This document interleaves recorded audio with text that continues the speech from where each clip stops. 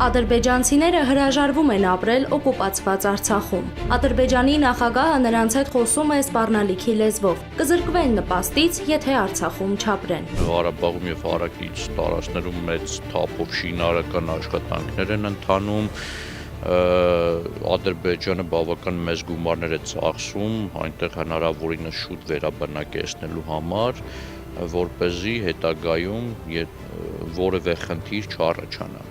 Հայաստանի հետ, այսինքն եթե նույնիսկ պատերազմական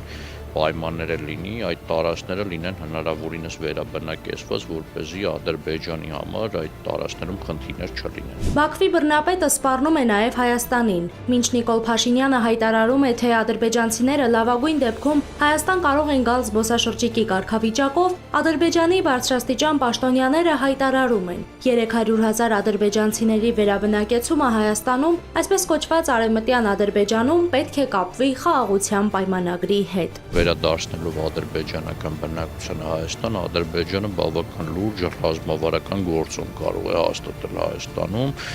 Այդ գործընթացը Ադրբեջանը դրել է քննարկման Հայաստանի իշխանությունների հետ բանակցություններում, սակայն քանի որ բանակցությունները փակ են, մենք չգիտենք, թե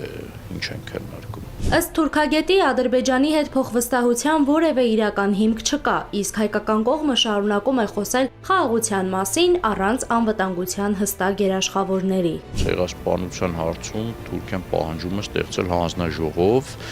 որպեսզի քննեն 1915 թվականի դեպքերը, տեսնեն դա ցեղասպանություն է, թե ոչ։